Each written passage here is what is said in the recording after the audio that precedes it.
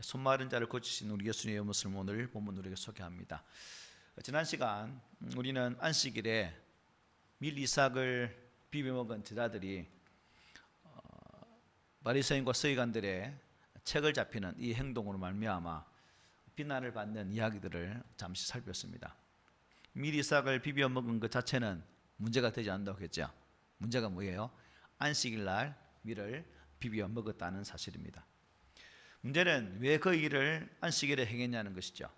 이에 예수님은 다윗이 제사장만이 먹을 수 있는 진설병을 먹었음을 예로 들으면서 율법을 형식적으로 지키는 것보다 율법을 주신 하나님의 뜻을 되새겨야 한다는 사실을 강조하셔서 말씀하셨습니다.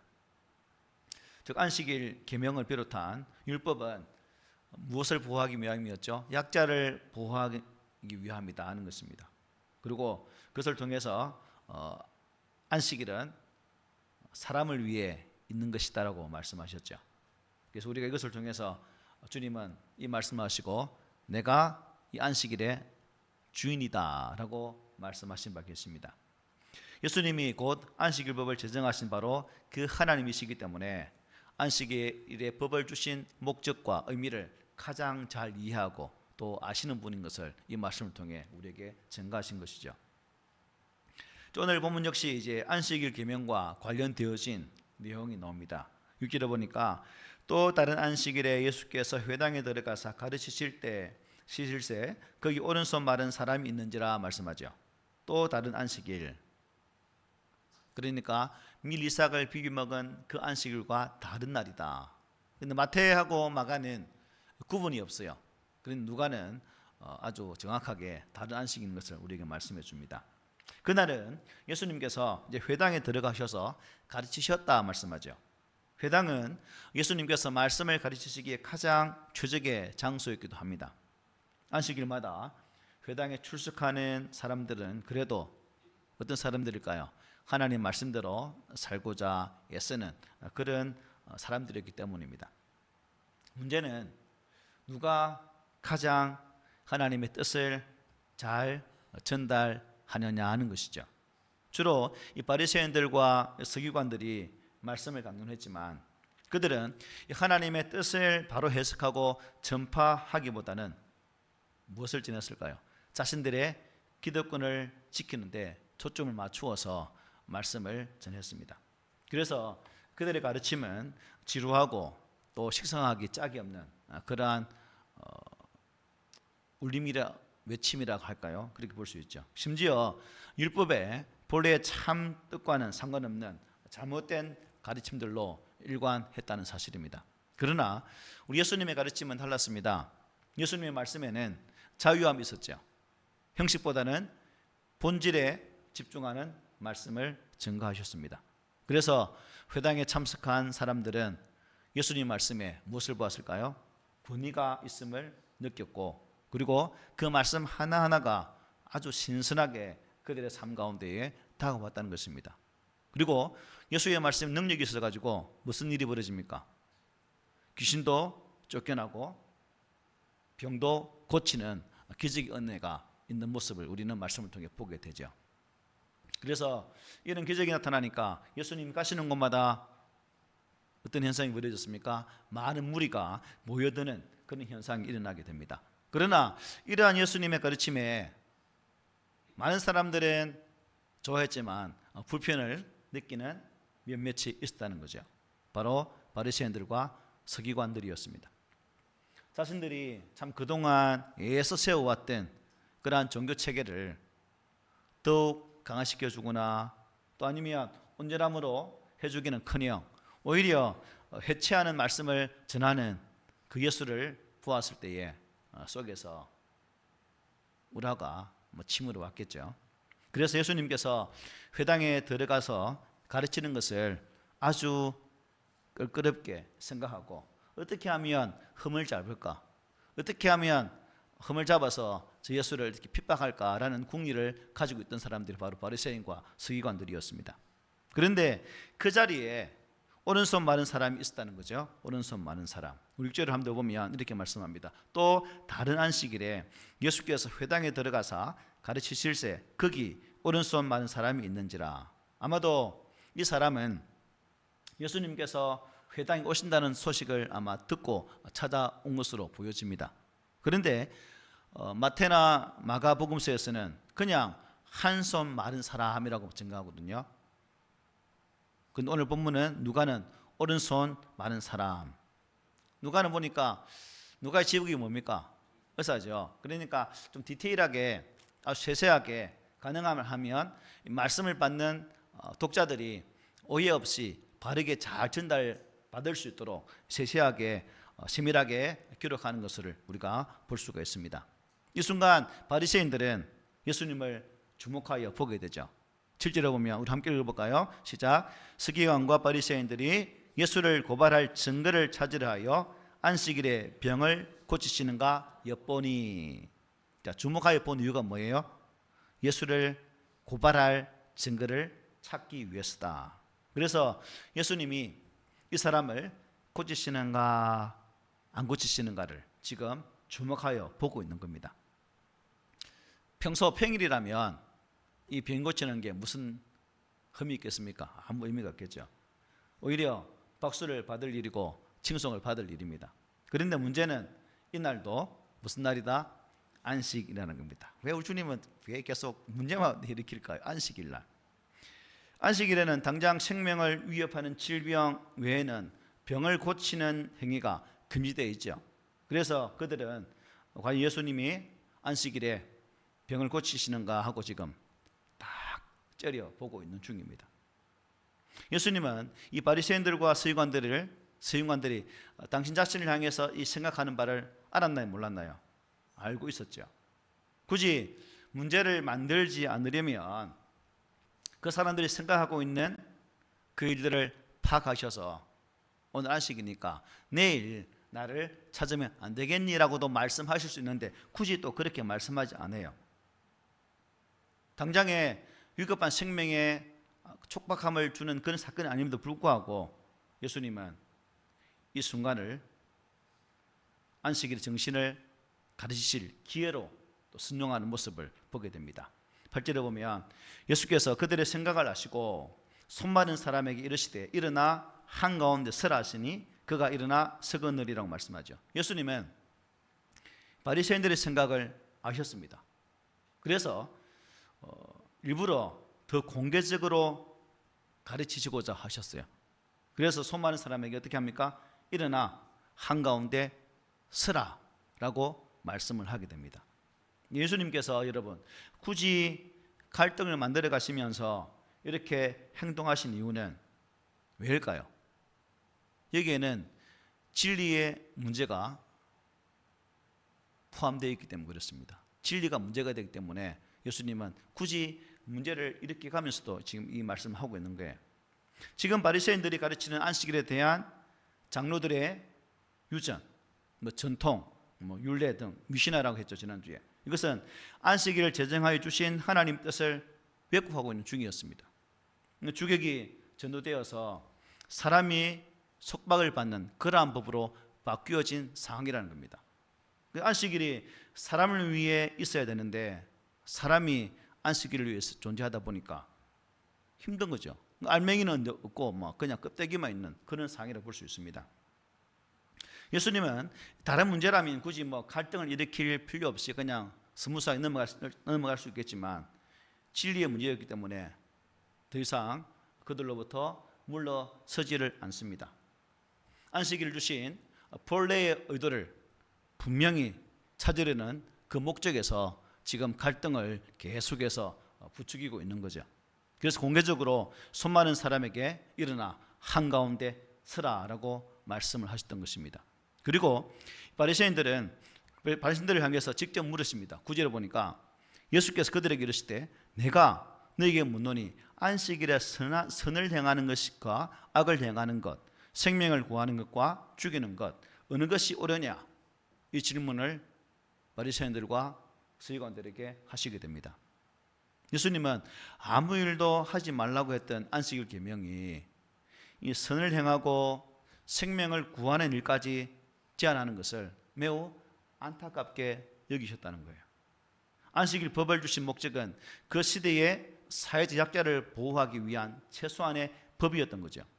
그들은 과도한 노동, 노예들 안 그랬습니까? 종들 너무나 힘들었다는 거죠. 억압과 핍박 속에서 이러한 것을 통해서 그들에게 자유와 해방을 주시려는 의도가 이 안식일 법이었습니다. 그런데 오히려 이 법을 악용해서 자신들의 의로움을 드러내고 사회적 약자들을 억압하는 법으로 악용되었다는 것이죠. 오히려 약자를 돕지 못하는 그러한 법으로 오용되고 말았다는 겁니다. 우리 예수님의 원칙은 하나죠. 선을 행하고 생명을 구하는 것은 안식일이라고 그 가치가 달라지지 않는다는 것입니다. 선을 행하고 생명을 구하는 것이 하나님의 뜻일진데 안식일이라고 해서 하나님 뜻을 행하는 것을 금해서는 안 된다는 것이 이 말씀의 취지죠. 하나님의 뜻을 행하는 일에 여러분 평일이 어디 있고 안식일이 어디 있겠습니까? 오늘도 마찬가지입니다. 안식일이기 때문에 선한 일을 보류하는 것은 오히려 하나님의 뜻에 어긋난다고 말씀하고 있는 거죠. 요한복음 5장을 보면 예수님이 양문곁 베데스다 연못가에서 몇 년 된요? 38년 된 병자를 고치시는 장면이 나옵니다. 자, 베데스다 연못에는 어느 날 천사가 물을 동하는 날 가장 먼저 들어가면 어떤 일이 일어납니까? 병을 고치는 그러한 역사가 일어났습니다. 그런데 이 38년 된 병자는 내려가지고 한 번도 물이 움직일 때 제일 먼저 들어간 적이 없다는 거예요. 그러니까 일찍 가도 고침을 받지 못하는 그 아쉬움을 가지고 있었던 사람이었습니다.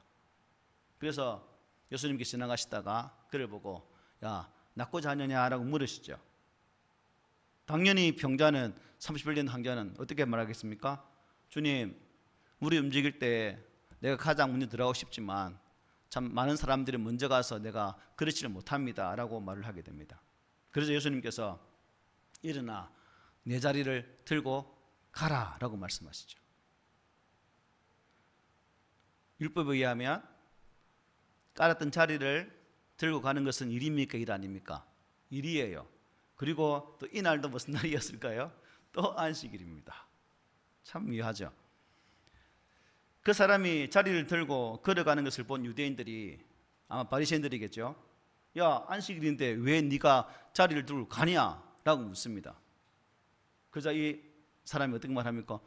나도 모르지만 나를 낳게 한 그분이 들고 가라고 해서 나 가고 있는 중이야 라고 말을 하게 되죠. 그러자 너에게 그 자리에 들고 가라고 한 사람이 누구냐? 라고 묻습니다. 그때 이 사람이 압니까 모릅니까? 그 당시는 모르거든요. 모른다고. 그런데 며칠 후에 이 사람이 예수를 만나게 되어지고 자신의 몸을 고치신 예수가 저분인 것을 알고 다음에 그들을 만났을 때 내 몸을 낫게 한 분이 예수님이었다라고. 여러분 이게 신고일까요? 아니면 선한 의도로 말했을까요? 아마 이 환자는 38년 된 환자는 선한 의도로서 그분께서 나를 이렇게 참 고쳐주셨다고 좋은 의도로 말했지만 이 말을 들은 서기관 바리새인들은 또 이것을 통해서 예수를 책잡게 된다는 것이죠. 참 이것을 보면서 예수님께서 그때 이 환자에게 무엇을 말씀했냐면 보라 내가 나았기 때문에 더 심한 것이 생기지 않도록 이제 조심하라고 말씀하시거든요. 그리고 5장 17절에서 이렇게 말씀합니다. 예수께서 그들에게 이르시되 내 아버지께서 이제까지 일하시니 나도 일한다. 누구에게 말씀한 거예요? 바리새인들에게, 서기관들에게. 안식일 날 병을 고친 예수에 대해서 계속적으로 왜 안식일 이 일을 하냐고 따지는 그들에게 이 말씀을 주신 거죠. 예수님은 하나님께서 안식일에도 일하시니까 지금도 일하시니까 나도 뭐 한다는 거예요? 일을 한다는 의도로 말씀을 주십니다. 여러분 우주를 운행하시고 생명을 유지하시는 분이 누구예요? 하나님이시죠. 천지를 창조하신 그 질서를 지금도 유지시키시고 회복시키시고 인도하시는 분이 누구예요? 하나님이십니다. 숱한 생명과 세계의 유지와 회복을 위해 여전히 일하시는 분이 하나님이십니다. 만약 지금도 일하시는 그 하나님께서 여러분 안식일이라고 일을 하지 않는다면 어떤 일이 벌어질까요? 안식일이시라고 일을 중단해 버리신다면, 멈추신다면 아마 이 우주의 모든 체계가 어떻게 될까요? 질서가 뻔하겠죠. 그래서 한순간 질서들이 파괴되어진다는 사실입니다. 그래서 하나님께서 지금도 삼라만상을 주장하시고 주관하시며 승리하십니다. 어떤 날에도 쉼 없이 이루어지고 있다는 사실이죠. 예수님은 하나님이 하고 계시는 그 일을 당신 자신도 하고 있다라고 답을 하고 계신 겁니다. 생명을 소중히 여기고 사람을 치유하는 선한 일은 하나님을 가장 기쁘시게 하는 일이에요. 이것은 안식일 계명과는 아무 상관도 없는 것이라는 겁니다. 그래서 안식일은 아무것도 하지 않는 날이 아니라 뭐예요? 하나님을 기쁘시게 하는 날이라는 것입니다. 선한 일을 하는 날이 바로 안식일 날, 이 날이라는 거죠. 그리고 예수님은 이 바리새인들의 행동이 참 얼마나 위선적인지를 폭로하는 말씀을 해요. 오늘 본문 누가복음에서는 말씀이 없지만 마태복음, 즉 같은 구절을 쓰고 있는 마태복음 12장에 가면 마태는 여기에 대한 분명한 말씀을 주고 계십니다. 마태복음 12장 9절 12절에 보면 이렇게 말해요. 거기에서 떠나 그들의 회당에 들어가시니 한쪽 손 마른 사람이 있는지라 사람들이 예수를 고발하려 하여 물어 이르되 안식일에 병 고치는 것이 옳으니까? 예수께서 이르시되 너희 중에 어떤 사람이 양 한 마리가 있어 안식일에 구덩이에 빠졌으면 끌어내지 않겠느냐? 사람이 양보다 얼마나 더 귀하냐? 그러므로 안식일에 선을 행하는 것이 옳으니라고 주님은 말씀하게 됩니다. 마태복음에는 누가복음에는 없는 내용이 나오죠. 바로 너희 중에 어떤 사람이 양 한 마리가 있어 안식일에 구덩이에 빠졌으면 끌어내지 않겠느냐 하는 말씀입니다. 장로의 유전, 장로의 전통에 의하면 안식일에 구덩이에 빠진 양을 끌어내는 것을 허용한다는 내용이 있습니다. 안식일에 양은 구해도 된다는 거죠. 안식일에 양을 구하는 그들의 마음이 여러분, 왜 양을 구할까요? 양의 생명이 귀해서? 양의 생명이 귀하다면 환자를 고치는 것도 귀한 일 아닙니까? 만약에 그들이 양의 생명이 귀해서 양을 구했다면 아마 이런 환자들이 왔을 때 정말 애처로운 마음으로 그들을 돌아보고 숨기는 삶을 살았을 거예요. 그런데 그들은 그렇지 못했습니다. 오늘 본문 손 많은 사람의 고통을 또 외면하지 않았겠죠. 하지만 그들은 양의 생명이 귀해서 양을 끌어낸 것이 아니라 그 당시에 주로 하는 업이 뭐예요? 목축이었죠. 유목입니다. 그래서 목축을 하는 자신들의 양이 큰 재산 중에 하나였기 때문에 이게 허용된 거예요. 당장 자신들의 재산에 손해가 발생할 수 있기 때문에 그렇게 했습니다. 그래서 안식일에도 양을 구하는 행동은 허용되었다는 것입니다.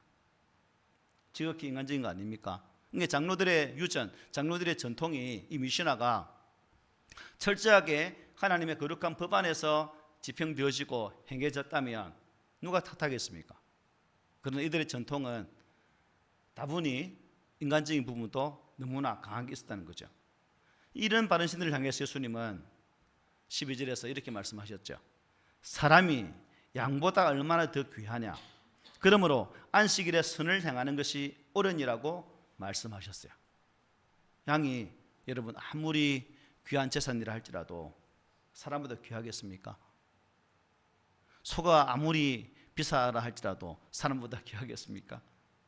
그런데 그들이 만든 장로들의 유전은 오히려 사람을 양보다 못한 존재로 규정을 하고 있었다는 겁니다.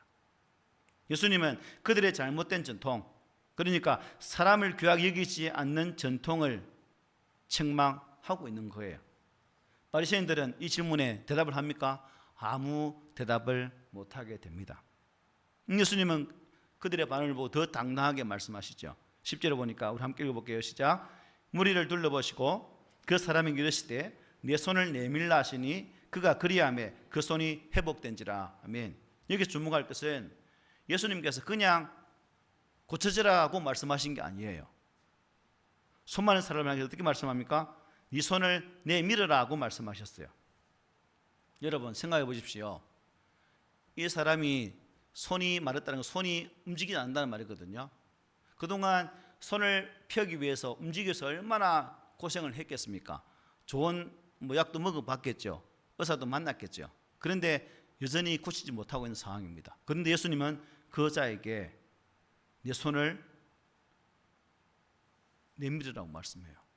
가능한 거예요? 불가능한 거예요? 지금 불가능한 것을 말하고 있습니다. 그런데 예수님은 왜 이렇게 말씀했을까? 내 손을 내밀라. 이 말씀에 순종하는지 여부를 보기 위함이었습니다. 예수의 말씀을 보면, 병자를 고치는 현장을 보면 말씀을 듣고 즉시 순종했을 때 그들의 병이 낫는 것을 보게 됩니다. 오늘 본문도 마찬가지죠. 이 말씀하신 것은 그 손 마른 자가 순종하는지 여부를 보기 위해서, 그리고 그 사람의 믿음을 확인하기 위함이라고 볼 수 있죠. 그는 손을 내밀었습니다. 그랬더니 놀랍게도 손이 펴지는 회복된 은혜가 임했다는 것이죠. 예수님은 그냥 말씀으로 네 손이 펴질지어다라고 말씀하셨습니다. 그러나 항상 말씀드리지만 주님은 그 사람, 주체자의 믿음을 확인하시고 그 믿음을 통해서 기적의 은혜를 베푸시는 모습을 성경은 우리에게 증거합니다. 이것은 하나님의 능력이 믿음을 따라서 역사하심을 우리에게 알려주기 위함인 거죠. 우리도 삶의 자리에서 하나님의 은혜를 구할 때가 얼마나 많습니까? 연약할 때 하나님이 이런 고민 속에 있습니다, 이런 아픔 속에 있습니다 라고 말하지만 정작 우리의 기도는 되지만 그 기도 속에 나의 믿음이 동반되지 않는 그런 외침도 많이 있다는 거죠. 주님께서는 우리에게 오직 말씀에 순종하는 자만이 하나님의 기적을 보게 된다는 것을 증거해주고 있는 거죠. 그렇습니다. 예수 그리스도 안에서 불가능은 가능으로 바뀌어질 수 있습니다. 단지 믿음으로 순종하기만 하면 된다는 거죠. 믿는다고 순종하면서 순종하지 않는다면, 내가 믿음의 사람이라고 말하면서 그 하나님의 말씀 앞에 순종하지 않는다면 그것은 앞뒤가 맞지 않는 말이죠. 믿음은 순종해야 되는 것이고, 이 믿음의 순종이 따를 때 회복의 기적의 은혜가 함께할 수 있다는 사실입니다. 그래서 우리 모두에게 이 같은 믿음이 있기를 주의 이름으로 부탁을 드립니다. 아멘. 자, 이 놀라운 기적을 보았던 바리새인들의 반응을 한번 보십시오. 자, 이 현장에 저와 여러분들이 있었다면 어땠을까요? 손 마른 사람이 고통받고 있다가 회복되었어요. 그러면 보편적인 보통 사람 같으면 아이고 잘됐다, 축하합니다, 축복합니다 라고 말했을 거잖아요. 그런데 11절에 보면 이렇게 말합니다. 그들은 노기가 가득하여 예수를 어떻게 할까 하고 서로 의논했다. 바리새인들은 그냥 화가 잔뜩 찼다는 겁니다. 화가. 생명의 역사를 보면서도 기뻐하기는커녕 오히려 화를 내었다. 화를 내었다.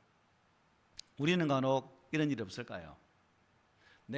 좋은 일이지만 내가 의도하지 않고, 내가 의도했던 대로 가지 않고 다른 사람들의 의도가 내 속에 현상이 이루어지면서 사람들의 칭송을 들을 때 속이 불편하진 않은가요, 여러분? 그럴 수도 있죠. 우리가 바리새인들처럼 볼 수도 있습니다.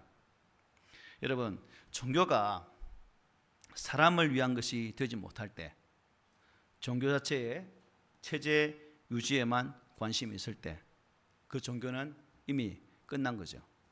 우리 기독교가 단순히 교회가 운영되어지고 또 운영을 통해서 교단을 운영하는 그러한 체제로만 남아있다면 이 기독교가 무슨 쓸데가 있겠습니까?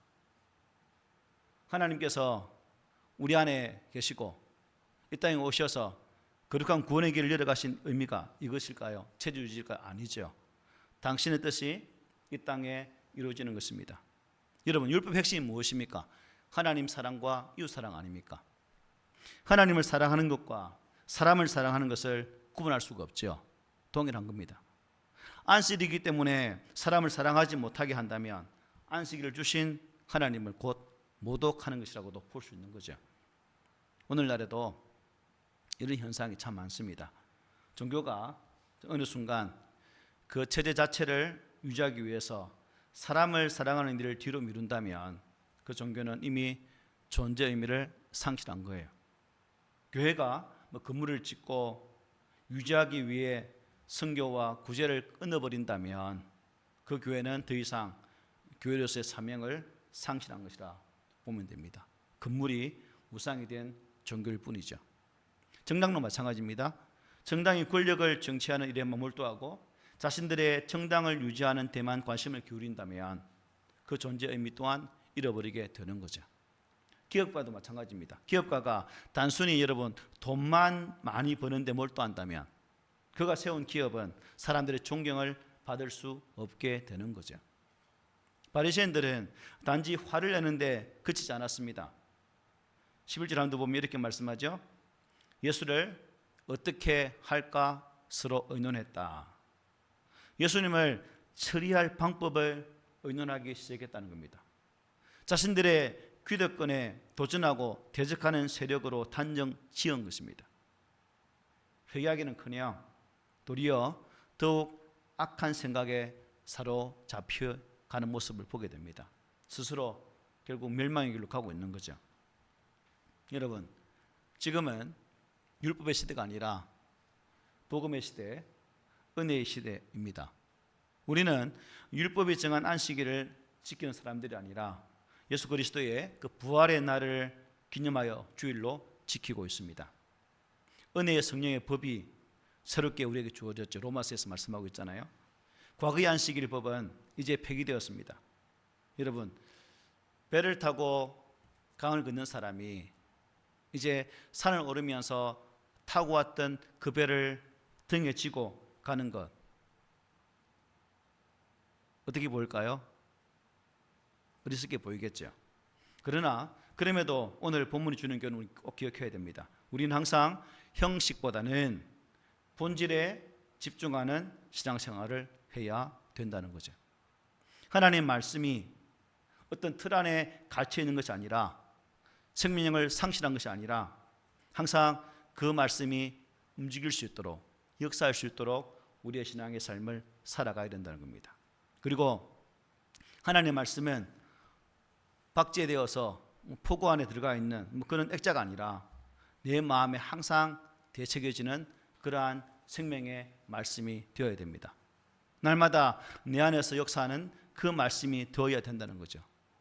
말씀을 주신 그 목적을 기억하고 우리의 삶에, 나의 삶에 새롭게 적용할 때 비로소 그 말씀은 생명력을 유지할 수 있는 은혜로운 말씀이 된다는 사실입니다. 하나님께서 원하시는 건 뭐예요? 제사가 아니라 순종이라고 말씀했습니다. 듣는 것이 아니라 듣는 것이 순양의 기름보다 낫다라고 말씀하셨습니다. 오늘날 종교인은 많지만 참 신앙인을 보기 힘든 시대에 저와 여러분들이 함께 신앙생활을 하고 있습니다. 바라기는 저와 여러분들이 종교인이 아니라 오늘 본문에 나타난 서기관들처럼 바리새인들처럼 그릇된 전통과 유전을 위해 애쓰는 존재가 아니라 하나님의 거룩한 그 말씀 앞에 선 자로서 그 말씀이 되기까지 영적 수고로움을 감당할 수 있는 그러한 성도로 살아가야 되지 않겠습니까? 하나님의 말씀에 순종함으로 그러므로 성령의 9가지 열매가 나의 삶 가운데에 아름답게 열매 맺힌다면 나를 구원하신 그 하나님, 내게 복음의 은혜를 허락하신 그 하나님께서 얼마나 기뻐하시겠습니까? 바라기는 이 그리스도의 복음이 나를 통해서 더욱 아름답게 나타날 수 있도록 하나님의 거룩한 은혜가 선한 역사를 이루어서 무슨 사람들에게도 잘 드러날 수 있도록 귀한 삶을 살아낼 수 있는 그러한 우리 모두가 되시기를 오늘 말씀으로 부탁을 드립니다. 아멘.